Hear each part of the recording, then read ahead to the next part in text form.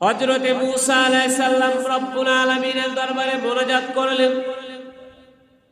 রব্বুল আলামিন মোনাজাতের সময় বললেন, আল্লাহ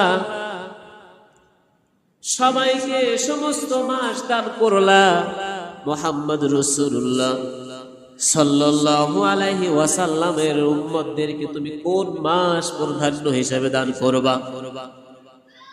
আল্লাহ রাব্বুল আলামিন ডাক দিলেন মূসা রে, আমার পয়গম্বর মুহাম্মদ রাসূলুল্লাহ সাল্লাল্লাহু আলাইহি ওয়াসাল্লামের জন্য আমি আল্লাহ রমজান মাস দান করেছি।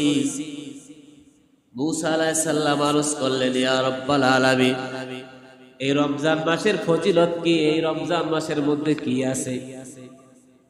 আওয়াজ করলেন আল্লাহ রাব্বুল আলামিন, জবাবে বললেন মূসা রে, এই রমজান মাস এমন একটা মাস, যে ব্যক্তি রমজানের রোজা পালন করবে, সিয়াম সাধনা করবে, দিনের বেলায় রোজা রাখবে, রাতের বেলায় নামাজ পড়বে, কিয়ামুল লাইল আদায় করবে, তারাবি নামাজ পড়বে।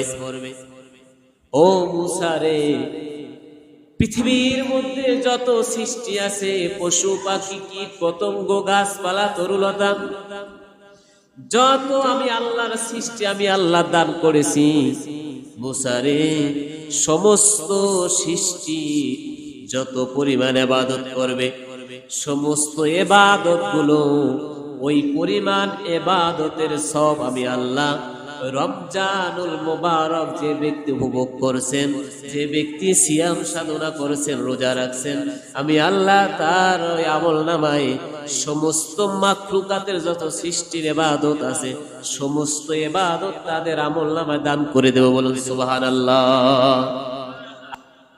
আল্লাহ পাক রব্বুল আলামিন বললেন, মূসা রে, আমার আসমানে এবং জমিনের ভিতরে, সারা পৃথিবীর মধ্যে যত আসমান এবং জমিনের মধ্যে, সারা পৃথিবীর মধ্যে যত ফেরেশতারা আছে, ওই রোজাদার ব্যক্তির জন্য সুবহে সাদিক হইতে সূর্যাস্ত পর্যন্ত তাদের জন্য ক্ষমা প্রার্থনা করতে থাকেন। বলুন সুবহানাল্লাহ।